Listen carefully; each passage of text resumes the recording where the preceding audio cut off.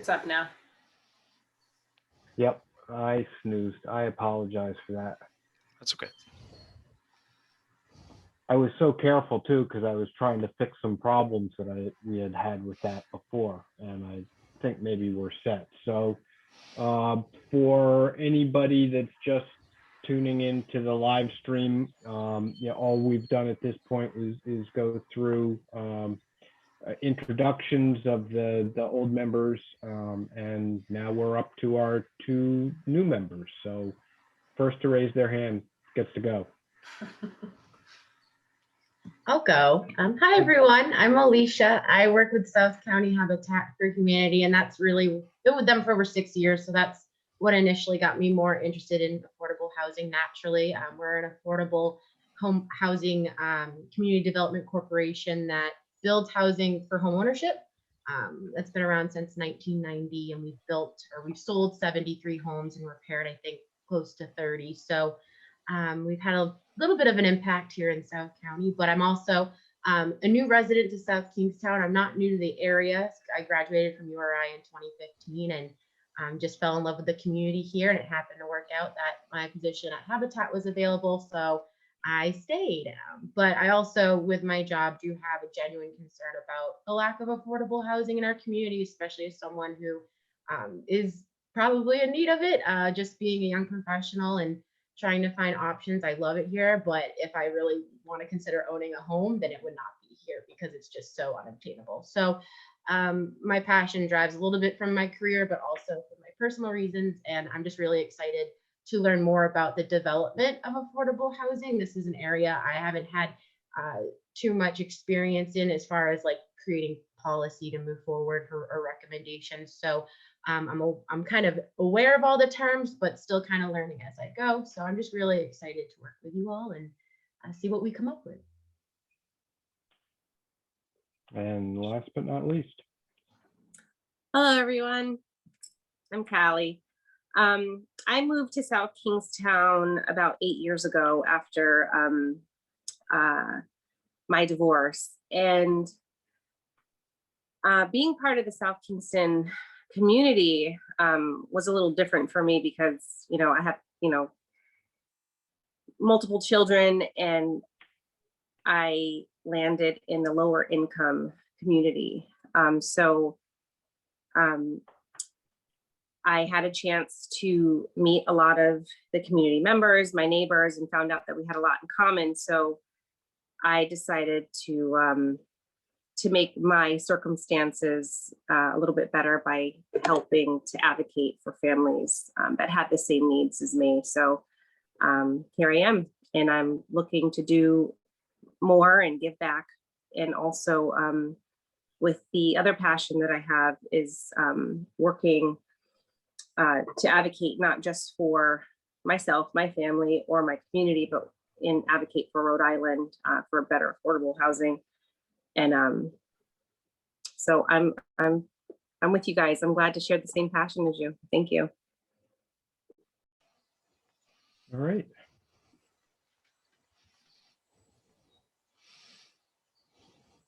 So, well, thank you both so much, Alicia and Callie, for joining in this great group. So we're excited to have you and your perspectives and experience, and I think we'll do great things together. So I think, Brian, you'd put on the agenda to sort of talk about the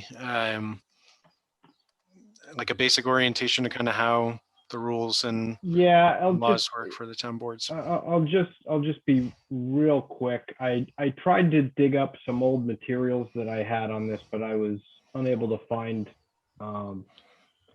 anything. The first issue that I've sort of already introduced Callie and Alicia to is the perils of email for us. We operate under the State Open Meetings Act, which means that we have to be careful about our communications between fellow board members. It's not a problem for 2 or 3 people to communicate with each other, but communications involving a quorum of the board, which at 6 members right now is 4 people. Those communications, if they're done outside of a noticed public meeting, constitute a violation of the Open Meetings Act, and the town can be sued by the Attorney General, and fines can be assessed. And if it's significant enough or intentional enough, they could even look at individual board members. So we always need to be conscious of that. And it's not just personal meetings. The advent of email communications has really exacerbated a problem that did exist pre-email through the use of telephone, what they call a rolling meeting, which was one member talking to another member who then talks to another member who then talks to another member. That accumulation of communications also runs you afoul of the Open Meetings Act. And what happens is with email is that we get used to hitting reply all. And next thing you know, you could have a problem. Now, I've learned just within the last day or two that I can help avoid that by when I communicate with everybody using a BCC instead of a CC on the email. So I'm probably going to start doing that just to eliminate that possibility. The one thing that we are allowed to have intercommunications on are scheduling issues. So if for some reason we cancel a meeting and have to reschedule, or we have an important issue that comes up that requires us to meet on an off day, we can have a rolling conversation for the point of nailing down a time for a meeting. But we have to be mindful to limit the communications to just about the scheduling issue and not get into other things along the way. So that deals with the open meetings issue. Public records, be aware that if you do board business on personal devices, if for some reason an issue comes up, that those communications could be subject to subpoena in the event of some accusation of a violation of the Open Meetings Act. So be aware, anything that you put into an email involving the business of this board or with other members of this board could very well be seen by a lot of people. So please conduct yourselves accordingly. And then the last thing I need to bring up is that as board members, you are subject to state ethics rules. To wrap ethics rules up in a nutshell, if we're working on anything that has a benefit to you directly, to your family members directly, or to an employer who you work for, it could put you at risk of having to recuse yourself to avoid ethics rule issues. My advice to you is to be conservative on this issue. If you have any questions, ask. We don't normally have a representative from the solicitor's office at our meetings. They will attend if we request it, and we can certainly put you in contact with them if you have any questions about stuff like that, and they can help you out with that. So I think that's the quick and dirty run through. I did ask our solicitor if they had sort of a board primer on this kind of stuff, and I was kind of surprised they didn't. So I may actually start working on one in the office just so that we have something that we can physically hand out to you guys when we have new board members come on. All right, any questions? Okay. And then just, Josh, to sort of hop over the old business issue. I really didn't intend for there to be a discussion on that, but I did want to distribute the final cleaned up versions of the 2 ordinances that the town council adopted on May 10th. So that's really the only reason those are there. Makes sense. Sounds good. So that is exciting news, though. We were able to pass those 2 ordinances. So, and some of the new business flows out of that anyway. So it'll be a natural progression from that. So we're already on agenda item 6. We're being very efficient, and so we're 6A Affordable Housing Fund application forms. This came out of that discussion, those ordinances that were adopted by the town council.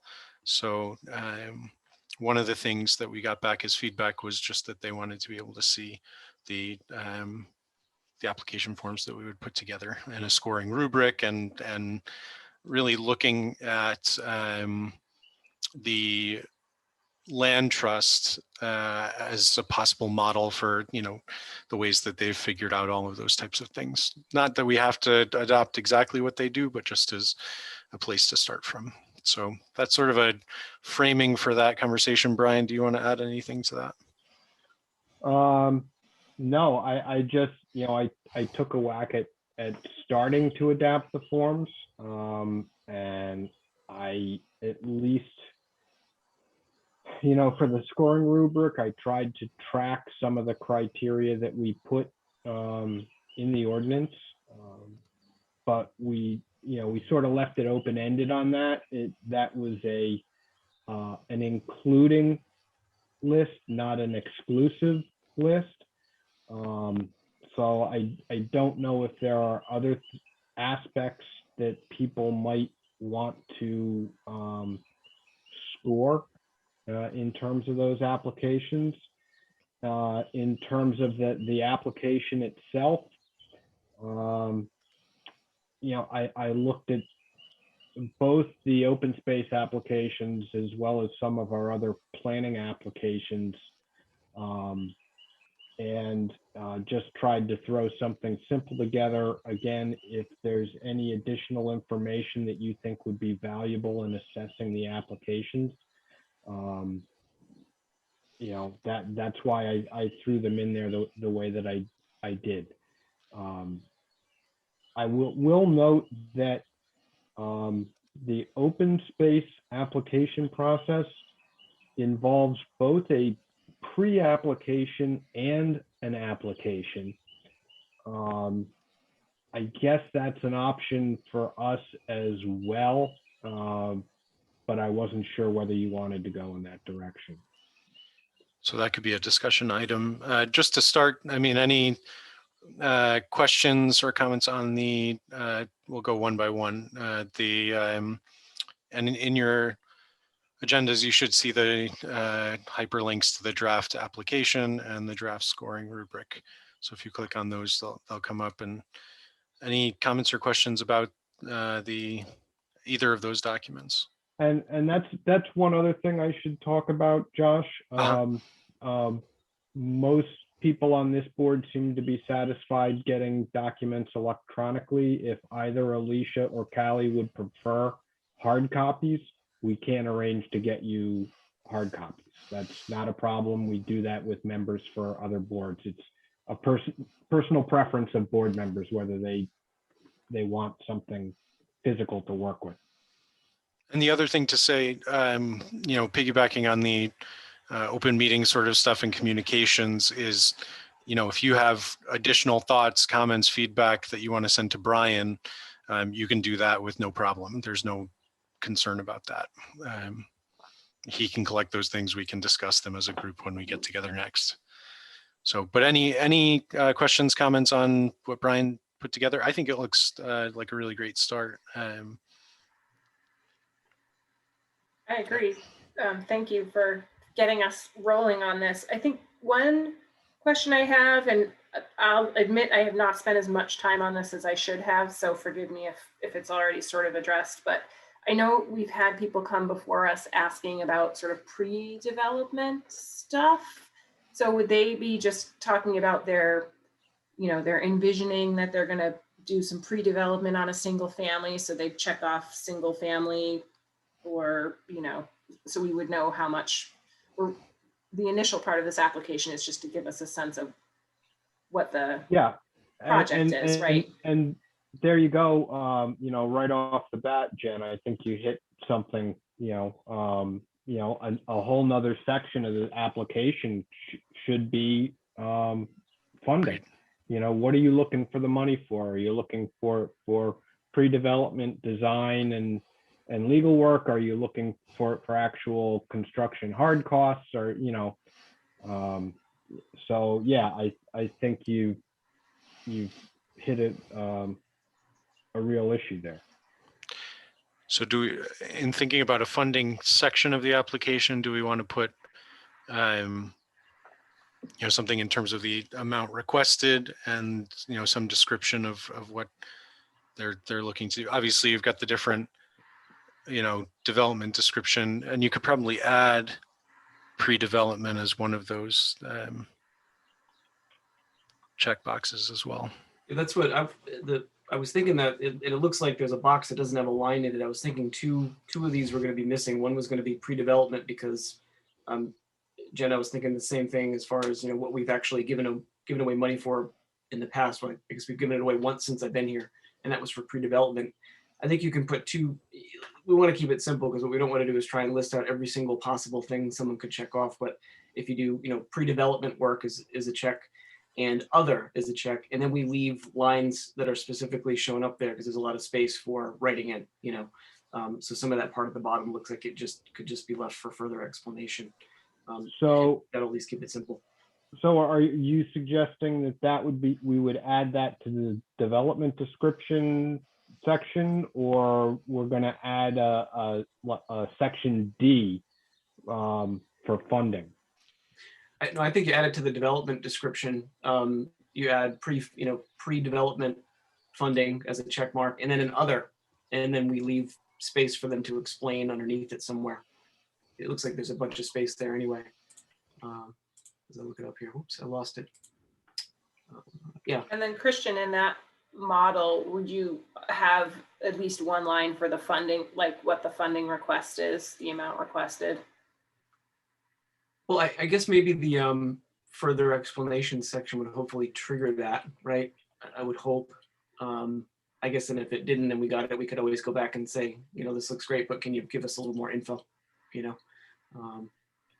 So if we made D like a project narrative, like we do with a lot of our other development applications, and actually have them write a paragraph describing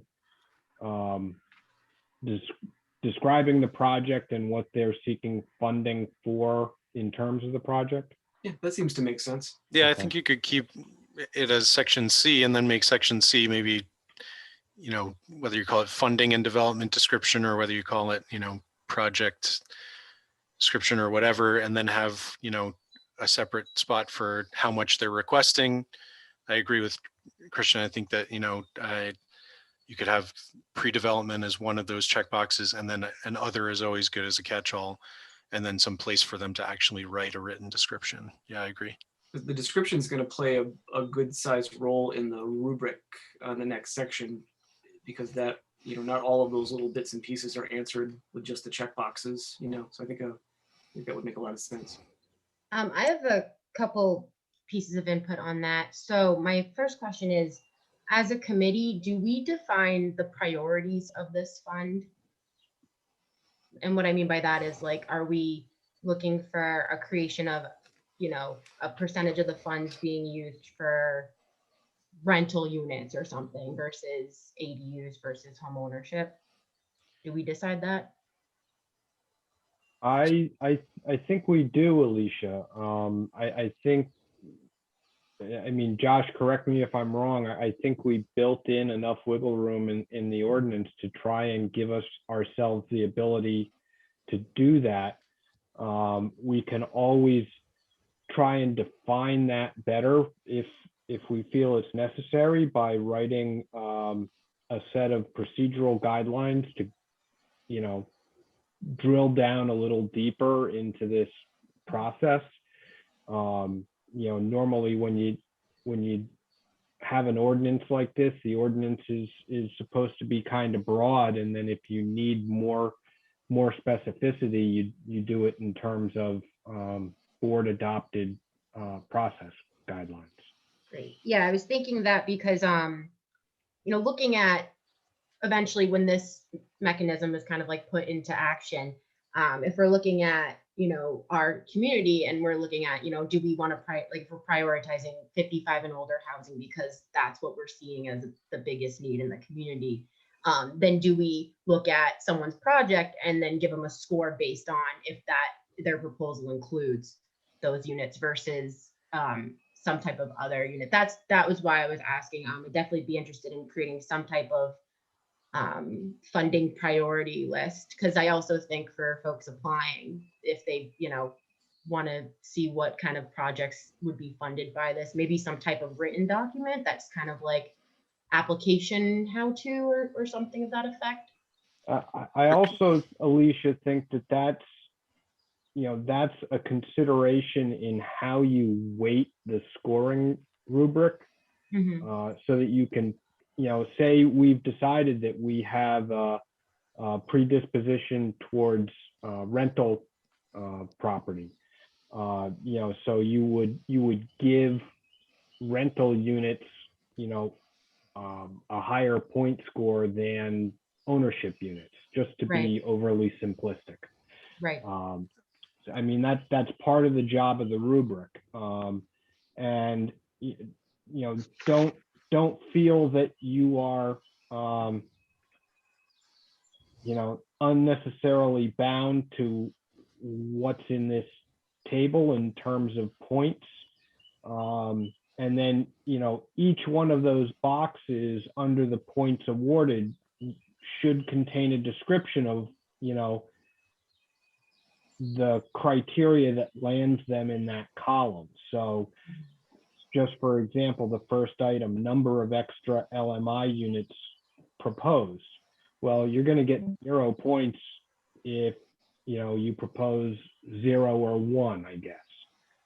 You'll get 1 point, you know, and 3 points, maybe you propose 10. So, you know, a lot's going to come out in how you weight the scoring here. Yeah, I think if we do some type of like written document, being able to define examples of the scoring points would be helpful, because what I consider, you know, when I look at LMI units, I don't know if we're identifying those as like folks who make 120% AMI versus 80% AMI versus 60. So like, do we even, you know, it'd be good to define what we mean when we say LMI. You know, like I know for Habitat in the program we work in, we qualify folks at 80% because we found that 120 was a bit too high, but 60 was a bit too low. So, you know, if an entity was trying to put in 80% AMI units, they probably want to know where that falls on the scoring and how we define that. So I think if we can define the numbers, that would be helpful. Well, and that what we mean. That I think that's very interesting, Alicia, and that probably is something that needs to be in the criteria column, is how they are weighting the LMI, whether it's 80%, 100%, or 120%. Yeah. Great. Thank you. Callie, you've got your hand raised. I'm not even going to pretend like I know what LMI means. So. So it's. Oh, sorry. No, go ahead, Alicia. You can. Okay. So, and this is my very simple explanation of it, and if it's wrong, please someone correct me. But LMI refers to low to moderate income units. So units, as far as I know, are just a dwelling that could be rental or home ownership. And then when I say 120% AMI, we're talking about income guidelines. So AMI is known as area median income. So in some programs, they may say in order to qualify for this program, you have to earn under 80% of the area median income, and that's usually determined by the number of people in your household, if that makes sense. Yeah. Thank you so much for that explanation. Yes, there's a Thank lot you. of fun acronyms. I'm going to learn a lot. I think I actually have that AMI table kicking around in my computer here for, so let me just see if I can pull that up. It's a great point. I mean, I think, you know, to the points that have been raised, Alicia, you know, defining things really well, not assuming that people know what these definitions are and what these acronyms are. So I think that's a great point. I think to what Brian was saying, you know, this is a start. And so, you know, we have quite a bit of flexibility in terms of what criteria we choose to look at and how we weight those things and then how we define those things. So I wouldn't think of yourself as limited, as Brian was saying, by this document. I think it's a great start, but I think, you know, think about all of those things. What criteria would you want to see on there? How would you want to weight things? You know, how would you want to get clear on the definitions? So Yeah, Kenny, So Brian, another criteria you may want to consider is the length of the deed restriction. So the state requires a minimum of 30 years. That may be, you know, 0 because it's the absolute minimum. The typical in South Kingstown in the inclusionary zoning is required of, I don't know if it's 100 or 99 years. So that would be an 99. important criteria along with what Alicia said relative to the percent of AMI. Kenny, you've got your hand up nicely there as well.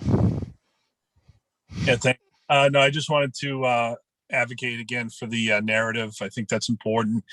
And Brian, as you're talking, clearly we're talking about maybe, I don't know, some accompanying document that helps the future applicants understand, you know, how to appropriately apply for these funds, and then a separate section for funding I think is important. We hope that we get, you know, well-funded applicants, but I think it's important to understand those that really are serious about the development and not just kind of testing the waters and you know, potentially just, you know, sapping our funding and without much opportunity for you know, actual housing. And you might just want to consider, I know Amy Reiner had previously worked on standardized reports or forms for the nonprofits in town to get a certain amount of financial information from them. Clearly, you know, developers may not have that level of information, but just something that's standardized. Are you saying that Amy may have had some forms that will help, Ken? I think just the thought process that you went through. Nonprofits are standard with their 990s and having, you know, I'd say more organized financials. You probably aren't going to get that from like all of the people that are interested in developing, but just as long as you give enough criteria. So, you know, if it's an individual that wants to split up their house, or, you know, or if it's a bigger developer, that they're being given clear direction as to what type of information we're looking for. You know, for how much money do they have? How much are they looking to get from the town? You know, and what's the likelihood that this is actually going to fly? Yep. And in addition to that, maybe some type of project timeline. And also, I don't know if this is something we determine, but would we be awarding the full amount up front, or would we, you know, until that developer has reached a certain point or in the building of the unit, do we give some ahead of time? And then I'm sure there's a term for that, but thinking about a project timeline. These are great points, great questions. Christian, you had your hand up for a second there. Yeah, sorry, I don't have a little hand up thing at the bottom of my screen here. I think I got pulled in from the public side. So, and the thing too to keep in mind, if I'm not mistaken, is the ordinance has been passed, but these are sort of supplementary, so we can adjust these. These can be a work in progress, right? These are things that we're going to learn a lot. I was talking to somebody this weekend, and describing what we do here. And I said, well, basically it's like there's a gigantic pile of dirt that's the size of a building, and we haven't even had a shovel up until about 2 weeks ago. And now we have a Right. shovel, Right. right? And now we're putting a handle on the shovel. And that's kind of where we are in the process, right? And so we're thinking with both the ordinances, you know, the accessory dwelling unit ordinance, it's a test run. We're going to learn a ton. And I think we're probably going to be adjusting these as we go. Yeah. The main thing is to get something put together that at least, you know, begins the framework of what we're trying to accomplish. And Brian, it looks like on the rubric part, what I did was I actually opened up the draft of the town comprehensive plan that I had and looked in the affordable housing section. And it looks like you went through it, or because the sort of the high points were hit on there about the walkability and near recreation and those sort of things. Some of the high points that are in the comprehensive plan, which is really a document we will be looking back to a lot. It's really our guidance here, are in that rubric on the first pass. So I give you credit for that. That's great. And I think that those are important pieces to keep in mind. The time frame part that Alicia just brought up is huge, because I think that's going to be an important piece as well. You know, the faster it's going to happen, depending on what type of project it is. And, you know, a lot of these are going to be very small projects. I think that's one thing to note. We don't have cash in there to be building anything or providing funds to build anything at the moment. This is going to be a lot of applications, you know, probably people doing some legal work, people looking for money to help with permits. So it's going to be a lot of small stuff to start with, until we have some funds, if we get funds. Yeah. Really, this is the framework that hopefully can broad stroke everything from small to large. And we might find out that we need 2 separate rubrics down the road. You know, all of a sudden we've got millions of dollars in the account. Now we're, you know, doing all sorts of great things. So We should be so lucky. So It also, there'll be smaller projects that come to us or that we decide on, because the threshold that we put in the ordinance is over 7,500 and it goes in front of the council. So, but they would still go, I think, with us having looked at it with this rubric and, you know, sending probably notes along with it.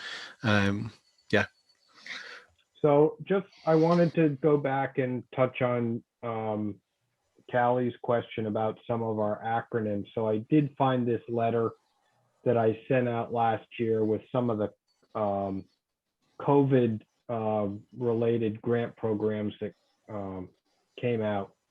So you can see at the bottom of, you should be seeing a letter with a yellow table at the bottom. Mhm. Okay. Yeah, so that table at the bottom is the area median income for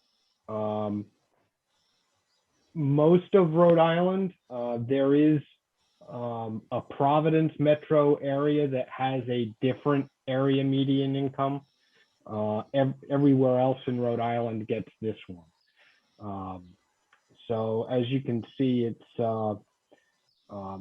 this is 80%. The yellow is the 80% area median income number, and then the numbers in the columns are the numbers of people in the quote unquote family, which means family is defined as anybody living in the household. So if you are sharing a dwelling unit with an unrelated person, and their income will be counted towards the income of the household. So I just wanted to throw that out there so that It's a great, you can see where we're at. yeah, it's very helpful. And I think, you know, having the definitions, having the various different, you know, acronyms spelled out, and as much sort of plain language kind of stuff, as much as we can make this accessible to as many people as possible, I definitely think that's going to be important. So I appreciate that point being raised. The other thing that comes to mind, so I think I heard you say this, Brian, when you're talking about the rubric, that you would have the 0, 1, 2, 3, and then in each of those boxes, you would actually write out a narrative of sort of what would constitute that score for that item. Yeah, if you go back and look at the PDF of the open space table, it'll show you how, you know, they did it. So Right. each each box explains what gets assessed that point level. And, you know, as with any rubric, the idea is to, you know, try and make the scoring as objective as possible. So, and then I also heard Christian say something earlier on that triggered this thought for me, which was just to make sure that anything that we put onto the rubric, that we make sure that we're asking for sufficient information or evidence in the application so that we can actually say, oh yeah, they showed this or they didn't show this, right? But we're making sure that we're asking for it explicitly. I mean, we'll show the rubric as well. So I think exactly like you said, Brian, this is a, you know, way of making it very clear and very public.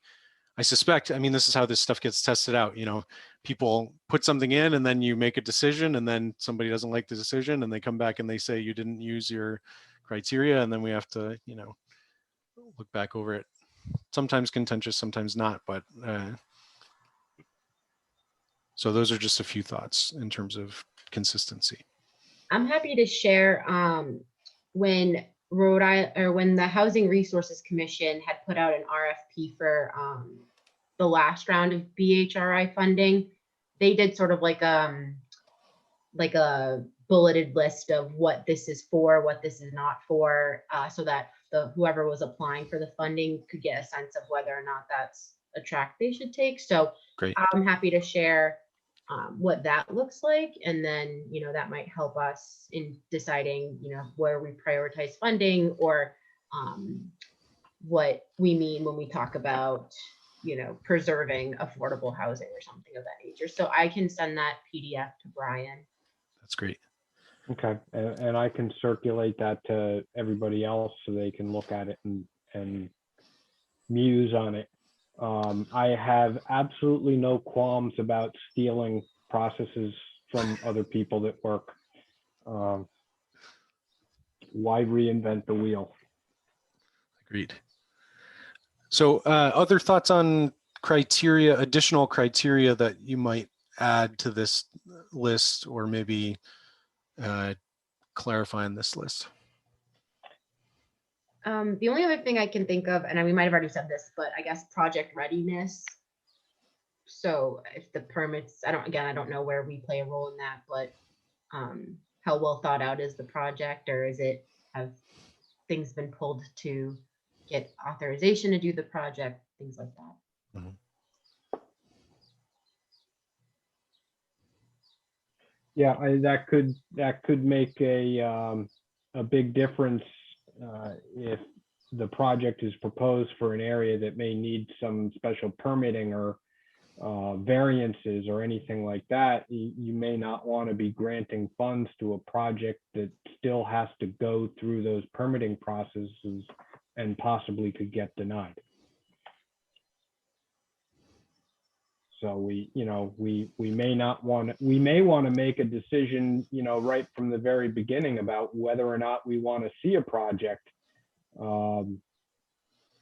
that needs, you know, a lot of zoning relief, or is something that's going to require a long trip through the planning board.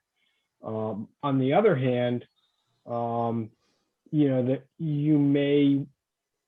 the difference between getting some funding may be the difference between somebody starting one of those projects or not. So you really need to consider that.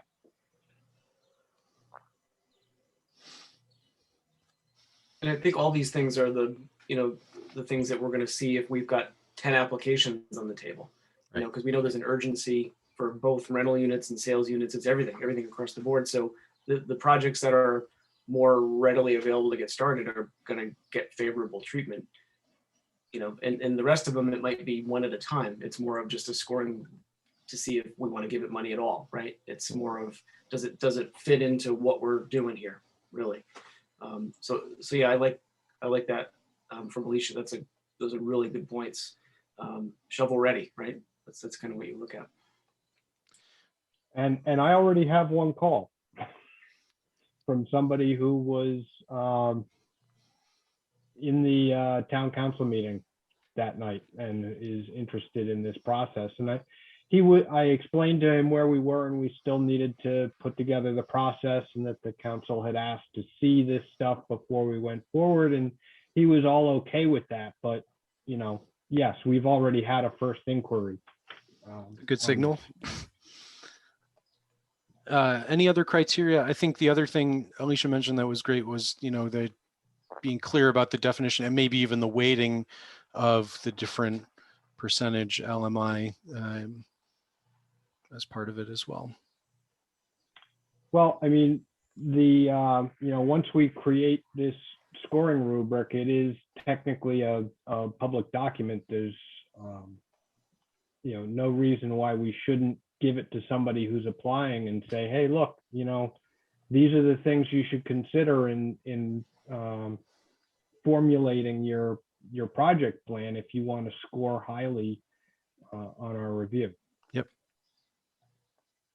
Is the idea too that we would take these applications year round, or would we open a period for application? I guess that depends on how many we get. Like if we get absolutely inundated, then we might want to consider, I don't know when the right time of year is, but is that something we have to figure out? Yeah, it is a bit of something we have to figure out. We left it open right now, a rolling period right now, although there was some discussion in that town council meeting. Deb Kelso, one of the councilwomen, was particularly vocal about wanting to have some periods, maybe, especially to be able to, you know, encourage a batch of, you know, applications to come in and look at them together rather than, you know, as they come in. So that is a discussion to have, you know, in terms of the process. I think there's advantages and disadvantages to the two, right? And maybe there's some hybrid process that we have, you know, where we put out a call and say, you know, a portion of it will be used for this period or something like that. And We know the timing of deposits into our fund. I mean, that's gonna matter. I can check with the finance director on that and find out what the timing is. My experience in past communities is that it's, you know, either, you know, every 6 months or quarterly. I'm not sure when those tax receipts are released to the towns. But it's not like it's a continuous flow of money. We're not getting a check once a month from the state. So we, you know, by necessity, we may have to allow some money to accumulate in the fund and then do an open call for applications.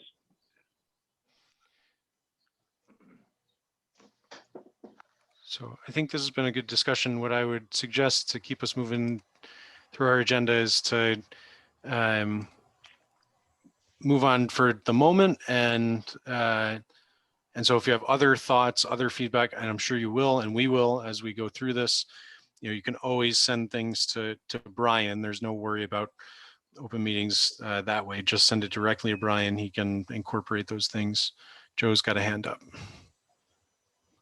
I was just going to say, I think, Brian, it might be worthwhile for you to talk to Amy to have some type of disclaimer on this, that this criteria is strictly the evaluation from the Housing Commission and may not represent necessarily good land use planning, and that the planning board will look at it from separate criteria.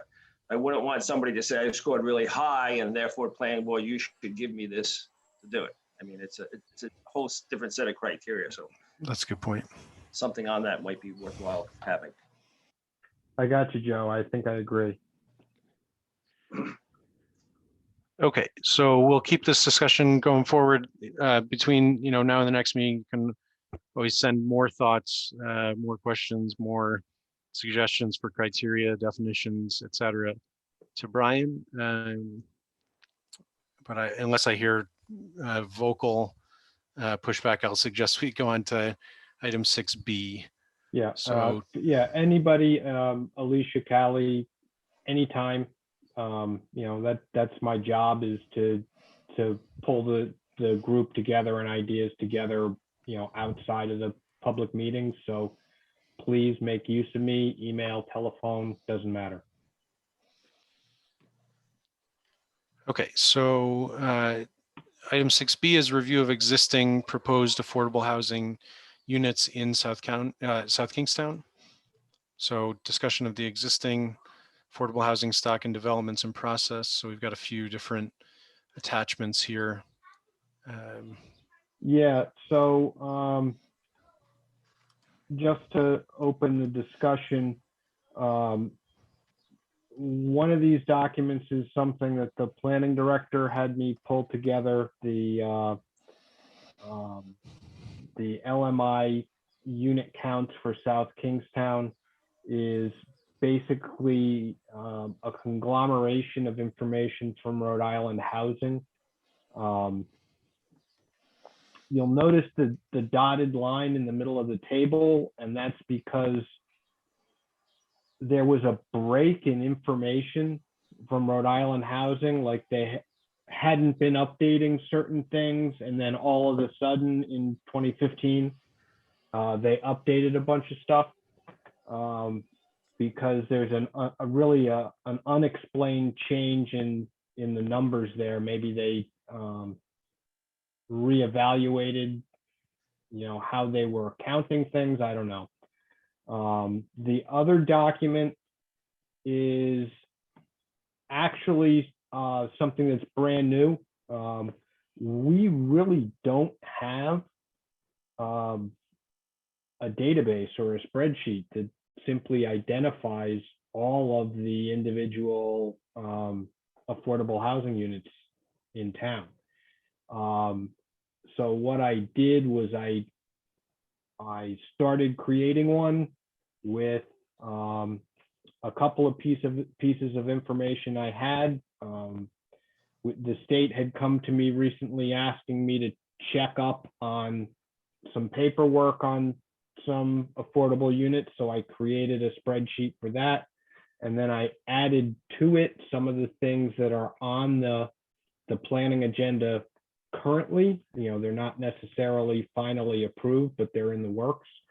And I think I'm going to keep this around and expand it, historically, as new things come into the program, I can add on to it. And over time, I can go back and find some of the older affordable housing projects and add on to it that way and create a database. I haven't checked with Carol Baker, our GIS administrator, our Geographic Information System. I'm not sure if she has any data sets that address this or not, but now that I think of it, I will check with her tomorrow and see what she has to say. So that's what I have. Does anybody have any questions about it? Are you able to explain the difference between a state comp permit and a municipal inclusionary? So there are different ways of, or different subsidies that are offered. The state comprehensive permit is a system that says if you offer 25% or more of affordable housing as part of any development, you can do it through the state comprehensive permitting process. It allows the developer certain density increases. So he'll be able to build more housing units on a piece of property than he would otherwise be allowed to under state zoning restrictions, under municipal zoning restrictions. And it also largely gives them the ability to sidestep a lot of other zoning requirements in a municipality as well. And the major reason for that is that when Joe and the planning board gets a comp permit application, the fact that they are creating affordable housing really becomes the overriding concept in or factor of consideration. It becomes very difficult to deny those permits by the planning board. And if the planning board does happen to deny them, there is a special appeals process that goes to a state housing appeals board in Providence that, again, they are focused on creating affordable housing. If you have zoning that says, you know, the buildings have to be so many feet off of the sidewalk, or you have to have so much landscaping, that doesn't get a lot of consideration by the State Housing Appeals Board. It's a very developer-friendly board, and most appeals are sustained. You'll note on the table that I gave you with recent development applications, there's one highlighted one there that actually was denied by the State Housing Appeals Board. That was a development that was supposed to go in near URI off of Old North Road. And the planning board approved the application with conditions. The application had come in, they were going to build a single family subdivision, and all of the affordable units were going to be in accessory dwelling units or accessory apartments. And the planning board decided that those accessory units were not similar to or compatible with the single family dwelling. So you've taken your affordable units and you've put them all in these little small 750 square foot accessory apartments. And the State Housing Appeals Board agreed with the planning board on that fact and sustained the condition. The condition was, yeah, we'll approve it as a comp permit, but you actually have to put those affordable units in single family homes. We're waiting to see whether or not, I think they did technically file the appeal from the State Housing Appeals Board to the Superior Court, but whether or not they actually follow through on that, we won't know. They may actually come back and revise their application. A lot of developers will file the appeal and change their application and play both sides of the coin for a while until they see what happens. So that's the comp permit side. The town also has what it calls an inclusionary zoning ordinance, which operates very similarly. Developers get density bonuses for creating affordable housing units. On the town side, they only have to create 20% to get the density bonuses, as opposed to the state system where it's 25%. The one advantage for the town is it allows the town to retain a little bit more control over the design and zoning of the development than if it goes through the state permitting process. So, you know, we have a number of those on the books right now. There's a development going in over by the police station off of Curtis Corner Road. That's a municipal inclusionary project. We have one in the pipeline. There's a big empty lot behind Job Lot on the other side of Holly Street. They are proposing 6 duplex units in there with 3 affordable housing units incorporated in there. That's a municipal inclusionary project. And that's a really good example because the planning board and the planning director have done a lot of work with that developer to improve the layout of the development and vastly improve the quality of the architecture going into the development to make it a more appealing place to live and make it fit into the community a little bit better than you might get with a comm permit, where the guy might just slap down 6 boxes with 2 units in them and call it a day. So.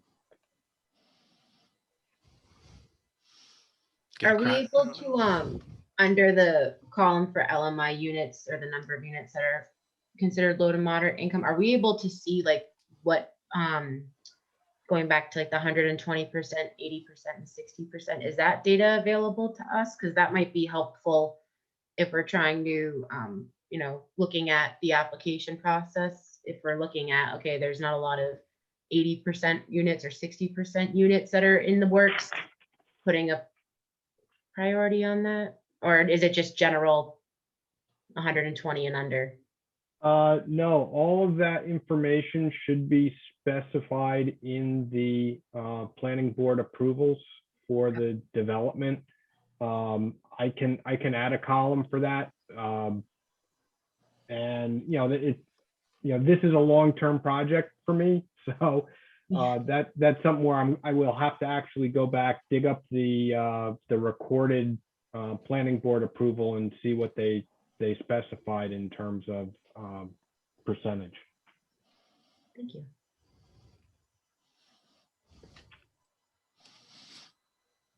Any other questions or comments about that? I think this is great data to pull up. It really does help to guide our thinking.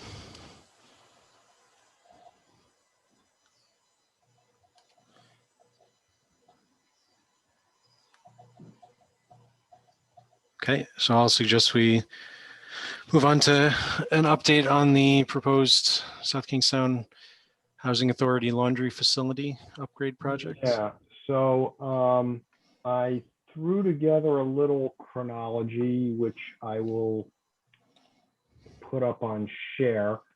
I apologize. This is a little bit limited because it predates my tenure with the town. So the laundry facility was a project that received approval back in 2018. It was submitted as part of the state Community Development Block Grant, or CDBG, competitive application for PY17, which is project year 17. Project years run from July to June, so project year 17 stretches into 2018, and the competitive application process typically falls in the spring of the following year. So that's what this was part of. The proposal, the original proposal was for a brand new building at the Champaign Heights housing area. It was approved for $360,000 in October of 2018.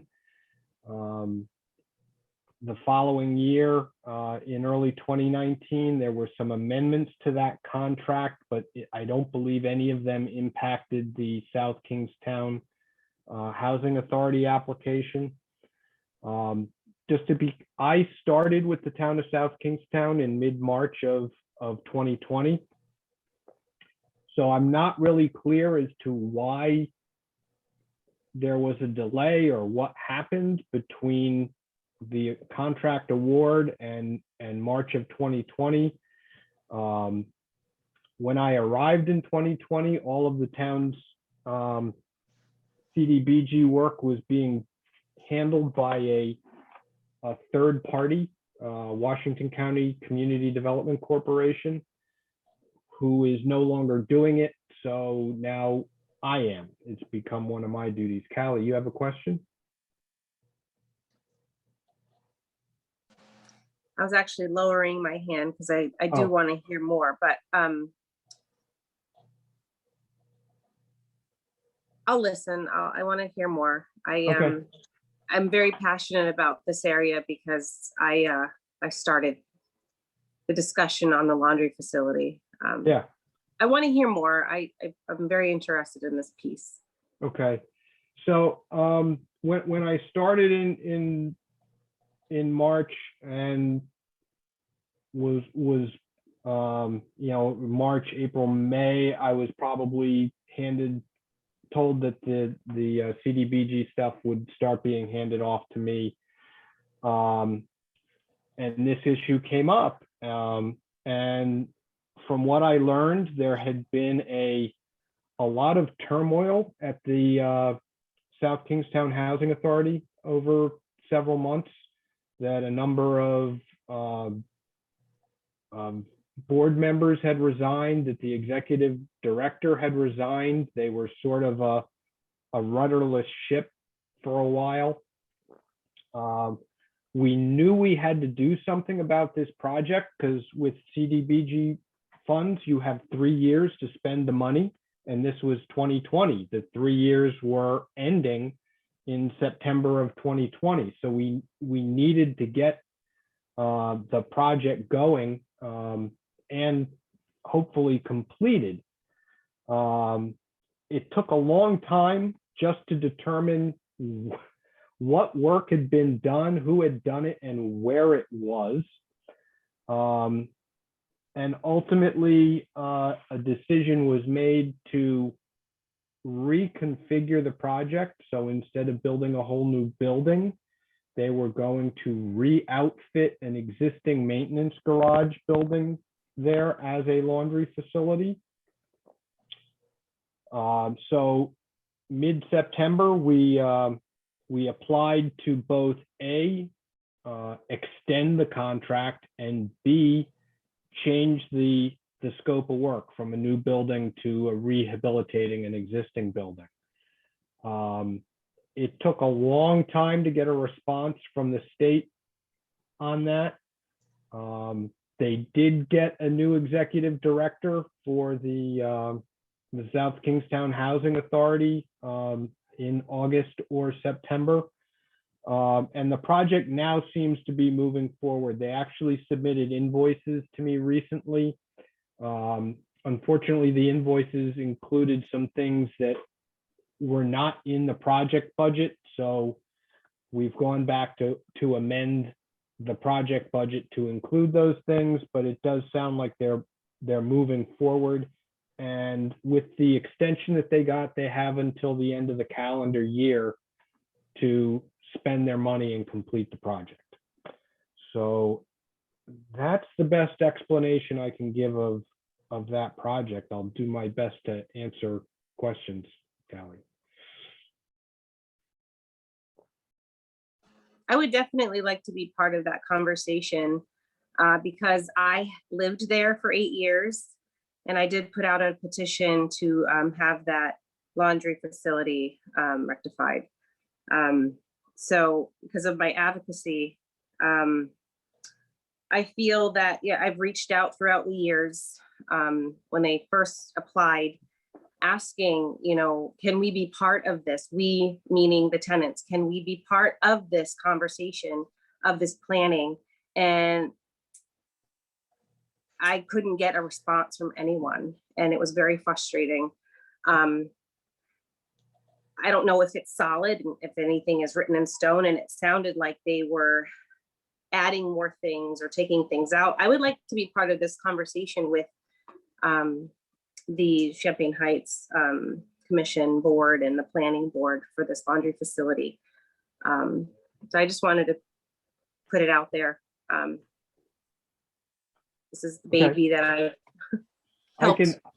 I can certainly, I certainly have no problem keeping you up to speed with what's going on with it, Callie. If you want, I can put you in contact with the executive director, Laura Lee Costello, and say, you know, look, we have a new member of our affordable housing collaborative who is very interested in this particular issue, and you know, she would like the opportunity to speak with you, and you know, we really encourage communication among the various town boards and whatnot. So Thank you. I will do that, and I will, let's see, I'm trying to think, you know, the request, I'm putting together a request for the budget amendment. It should go out tomorrow. If you want to see that, I'll send it to you. I was Up- also, Okay. yes. I also wanted to see any blueprints that were available, and to really go into specifics, how many washer and dryers, because 36 families to share 4 washer and dryers is just, I'm sorry, it's just not gonna work.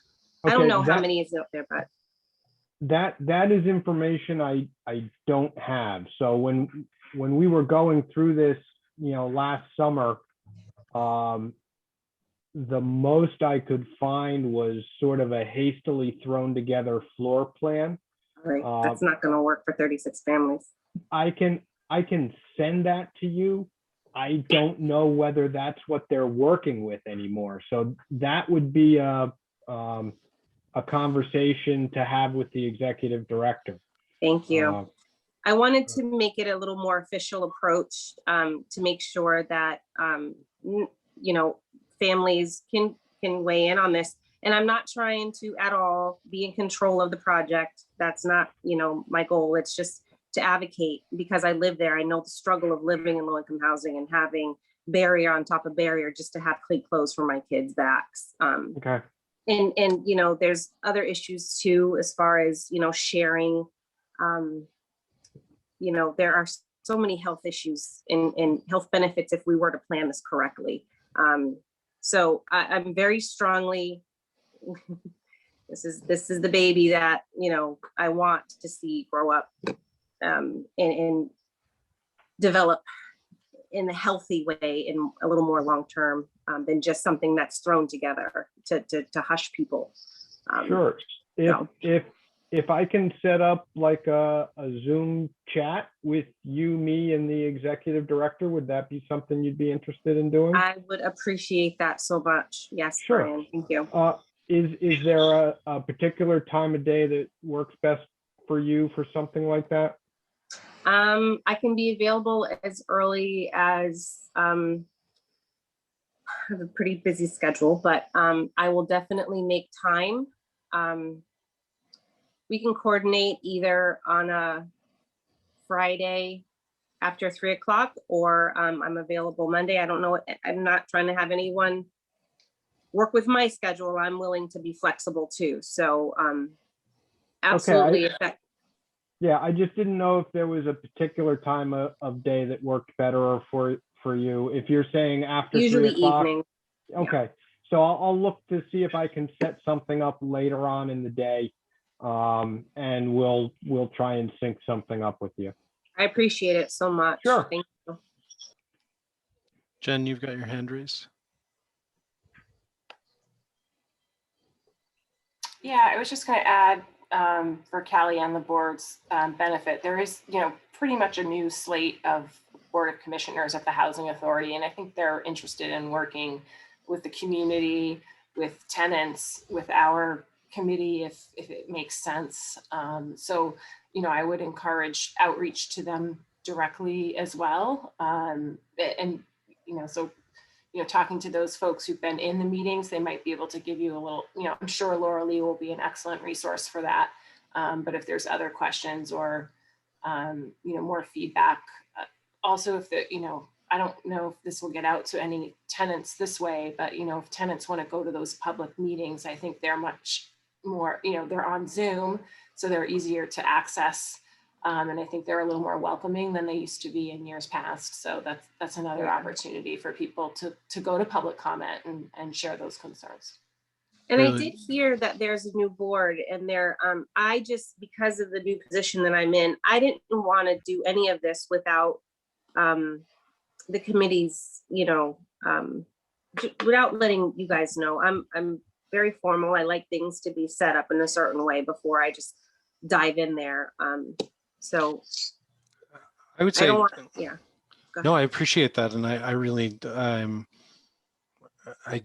appreciate your advocacy and I appreciate your passion for it. And I recall as this was coming to a head, years ago, that one of the most frustrating things from our perspective was that wall between sort of the town and the housing authority, and the inability to sort of get communication and both ways, right? And so what I'd love to see with what Jen is saying is the ability for the town and this body and others, and especially residents of the development that we're talking about, be able to actually voice concerns, voice opinions, have that heard in public ways. So I'd love to see ways that we can help facilitate that as a board, as a commission. Alicia, you have your hand up as well. Yeah, kind of going off to that point and thinking about future planning, do we want to consider when we're looking at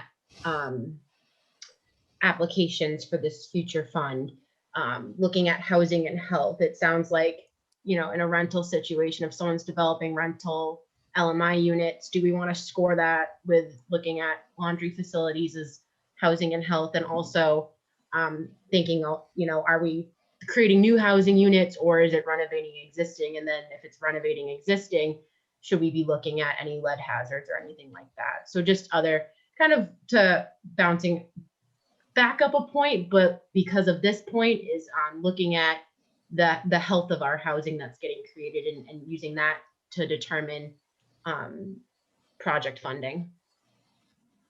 That's a great point. We can circle that back into the previous conversation of the criteria that we look at for projects that we're looking to fund. So Brian, the question that I would have would be, I'm glad for this overview, and I know you came in. It's crazy to think that you came in the middle of March 2020. What a crazy time to start a job. No, literally my first day of work, the town manager walked in and said, "Hey, welcome to the town. Some of you have to go home now." So, and you've stuck it out. So, I mean, kudos for that too. Like, what a crazy year to have. But what I was going to ask is, I'm so glad to see the shifts that have happened, and that, it's more positive to have a conversation here. And there's not as much of a wall between the town and the housing authority as what used to be in our experience. So is there some way, I mean, what would be the best ways for us to open those lines of communication, invite folks to our meetings or vice versa, go to theirs? What do you think is sort of the best if ways? you'd like me to extend an invitation to Laura Lee Costello to attend our next meeting to discuss issues pertaining to the housing authority, I think that that's, completely within your mandate as the Affordable Housing Collaborative. I mean, it is an affordable housing issue. It's a quality of life issue for people living in affordable housing. And your purview, your interests extend beyond, simply creating new units someplace in town. So I don't think there's anything wrong with that at all. I certainly would like to see that. I don't know, get the feel from the rest of the group if you feel like you'd like to extend that type of an invitation. I think there have been discussions at the Housing Authority, and they're still pretty fresh, but they're talking about what all the different redevelopment options would be, particularly at the Champaign Heights location, but just in general, and also just revamping and getting their housing stock to be a little more updated. So, it might be interesting to have Laura Lee and maybe Chris Little, who's the chair of the commission, if he has time, if they're willing to come, they might be able to just give us some insight into, you know, what the thought process is at this point. I mean, I think they're still trying to figure out what's possible, but I think that would be really interesting for us just in terms of the landscape of what's happening in town too, and what the potential is there with their properties. Well, it's not just Champaign Heights that's part of the South Kingston Housing Authority. It's 20 our estates too, so we don't want to forget about those families that are there. I think there's like 12 that are there also, and whatever the needs that the senior housing, which is Village Green apartments, let's not forget about their needs as well, because I'm sure that there's some developments that can be improved. That's a great point. All right. Any other? I will extend that invitation, Josh. That sounds great. No, and I think it really is. I hope it's an entree to a productive and open conversation. And you know, I think you said it well, Brian. It is within the purview of what we're looking to try to handle, to look at, and to try to help. So I'm glad to hear that. Anything else on this agenda item? Any other comments or questions or thoughts?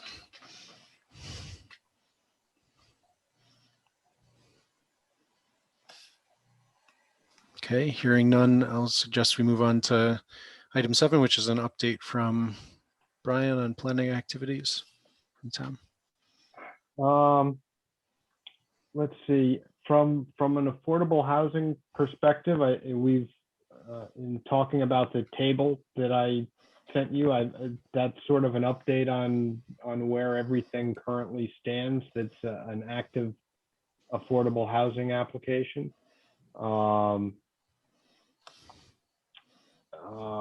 I'm not sure I have anything else to add.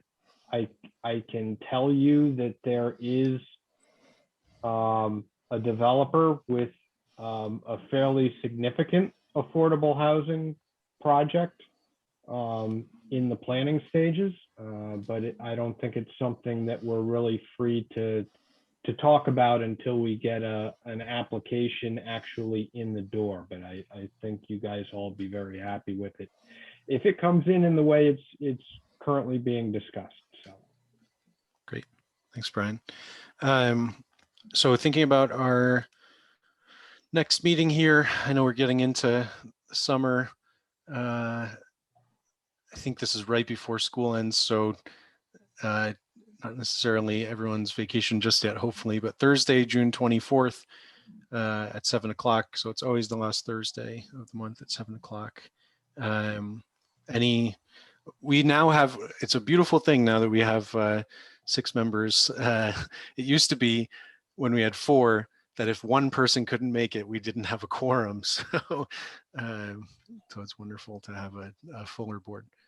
Jen, you have your hand up. Yeah, I just wanted to check in. I know there's still work happening with the Horsley Witten project. Do you think over the course of the next few months, like no rush, but that we could either get an update from Horsley Witten or just from planning in general about like what they're working on now? Because it's kind of amorphous to me. Like I know they're working on some other part of the missing middle, but I'm curious what's left in that project, like how much more is left to do. Yeah, so there are 2 components left. One, as you mentioned, is the missing middle. I was asked by the EDC for an update on that last month, and what I was told by the planning director is that he is working diligently with the contractor with Horsley Witten on architectural standards for missing middle. For those who don't understand, missing middle is 3, 4, up to as many as 6 or 8 unit structures. Not quite full-blown apartment buildings, but more than duplexes or duplexes with an accessory unit. So I think that an initial draft of that will be out within the next couple of months. And then after that, the the bigger lift and the final part of the project is going to be the commercial highway district at Old Tower Hill Road and Route 138, and the integration of mixed use residential commercial type zoning. That's been I think there's a lot of interest in that. I think there's a lot of acceptance of that on the property owners in the area. A lot of residents that I've spoken to, everybody says, hey, we'd love to see a downtown area that's more walkable and social. And the only way you get that is to have, some residences there. People aren't necessarily going to drive in and then walk all over the place. People walk because they live right there. So I don't think it's an idea that you'll have a negative uprising by commercial property owners. I think there are a lot of people out there that are very interested in it. So that's the last piece of the puzzle, Jeff. Thank you. Joe, you see your hand there? Brian, I thought that a piece of what Horsley Witten was working on, what Jamie's working on with them, was in the missing middle was carriage height, A cottage. houses and form-based design, perhaps some identifying the opportunity for some of the larger houses that are in town for opportunities to divide them up into multiple apartments if they don't change the outside of the structure, and maybe some potential zoning regulations associated with that, similar to the ADUs and the cottage zoning that we did. So I was under the impression that will be in the next version. Yeah, the missing middle is sort of a combination of new development and redevelopment, because exactly that. I mean, you could take a large existing house and subdivide it up into units and try and, with the objective of keeping the exterior appearance as a single family house. You can also do the same thing from scratch. You can create a new building that looks like a large single family residence, but actually has multiple units inside of it. So there's, different concepts from what they call stacked flats, mansion houses, townhomes, row homes. And the key component to making these things all work, a lot of it is the appearance from the street and the architectural language that you use in making it happen. Bad architecture can make it look really bad and really cheap and be an unpleasant place to live. But good architecture that, differentiates the street appearances with depth and contrast and whatnot, makes it much more appealing and makes it much more acceptable to, surrounding property owners as well. So Callie, I see your hand. Thank you for bringing up that point about making larger homes into like smaller units. I know that for a fact that there are a lot of families being unfortunately turned away or pushed, I don't want to say pushed out, but turned away because of vouchers that they have, home vouchers. And it may be an incentive for the homeowner or landlord to accept these vouchers. And, I know if they apply for this application to get some kind, that would be like an incentive to get the windows or new roof or something that they can make it so that their dwelling is and will be will pass inspection.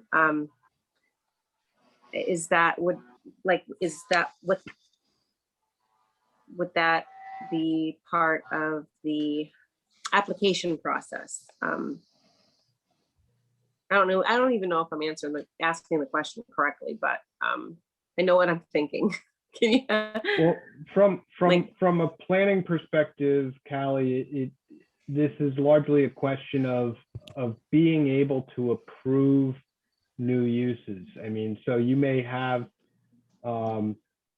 if you have a large house in an area that's only zoned for single family, you may not be able to subdivide it up into a multi-unit structure. So we need to be able to create a planning and zoning scheme that allows that to happen.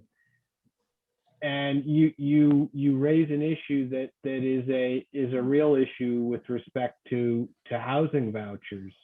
And if we're going to give property owners perks, like allowing them increased dwelling unit density on their property, you know, we can look at attaching strings to those perks, like saying, okay, we're giving you extra units on your property. You can't refuse these vouchers if you're going to take advantage of that perk. So that can definitely be part of the discussion. Thank you for understanding my question. Yeah, when we get to the point of with the missing middle coming out, I can pretty much assure you that there will be zoning amendments to go along with it, and that is something that we can inject into that discussion. I'd like to part of that discussion too. If we talk about like affordable housing homeownership units, then some way to alleviate that issue that Callie's talking about is if folks who are in like Section 8 housing have a homeownership opportunity that they can kind of streamline into, then that frees that rental unit for someone who may need it. So maybe in our discussions, we look at affordable homeownership units that could potentially, you know, help folks obtain homeownership that's still affordable for their income. And then again, once they move out of their Section 8 housing into an affordable home, that now is available for the folks who are not able to locate housing. So maybe as part of our planning and strategery, if you wish, we look at like home ownership too. These are great points. I think that as we get to, you know, the closing stages of the Horsley Witten sort of stuff, I appreciate everyone raising the, you know, wanting to make sure we get updates on that, and then making sure that we keep the circle sort of, I don't know whether we close it or if we just sort of make sure that these pieces sort of get translated. I know that a big piece of that study was both, it was a lot of different things, right? It was looking at the missing middle in a bunch of different ways. And it was looking at our existing housing stock. It was looking at the zoning issues that we've got right now and what proposed kind of things we could do to help alleviate some of these things that we're talking about. So I think I would hope that there's an opportunity as we sort of come to the close of that to communicate that well, to make sure that, you know, the community, our town is very well informed about what came out of that and what we can do with it, right? I mean, I think that's the other important thing about this study, was that it wasn't just like a, you know, it was meant to be, here are things that we can do with this to advance certain types of this missing middle and affordable and inclusionary kind of stuff going on. So great points. I really appreciate it. Any other thoughts or questions or that we haven't addressed today? I know we've got, yeah, anything else before we sort of move towards adjourning? All right. Yeah, as usual, if anybody has any ideas for agenda items, feel free to. I would suggest that you email both myself and Josh. Ultimately, you know, I prepare the agendas, but ultimately Josh as chair is the one who controls what goes on the agendas. So, you know, feel free to reach out to both of us, and we'll work on getting it up for discussion. Yeah, I think there'll be some natural things next time. So hopefully the folks from the Housing Authority will be able to join us. That'll be a great conversation. And then I think it'll be a natural follow-up conversation about the application and rubric documents. So as you're thinking about those, looking over those, send any thoughts to Brian. He'll compile those and keep that discussion going forward. And then, yeah, I mean, we got all the scary language about the open meeting stuff at the beginning and, you know, not violating all of that stuff and all the legalese. The point of it is to have these robust public discussions, you know, here. So we want that and bring all your energy, bring all your ideas, and we'll have great discussions and make some great things happen. So thank you for your time this evening. So our next one meeting is Thursday, June 24th at 7 o'clock. Again, any agenda items to me and Brian. If you know ahead of time that you know you're definitely going to have to miss that, please give us a heads up as early as you know that as well. So, you know, we don't run into any quorum issues. And then that's it for, I think, the good of the order for tonight. So do we have a motion to adjourn? Motion to adjourn. And a second? Anyone second? I don't know. Am I allowed to second? Do we need a second on a motion? I'll write down Josh as the second. Yeah, right. Any objections? Any Anyone want to discussion? stick around and really like duke this out? All right. Thank All you right. all very much. Bye, everybody. Have Good a to great see you. night. All right. Bye. Thank you. Thanks, Brian.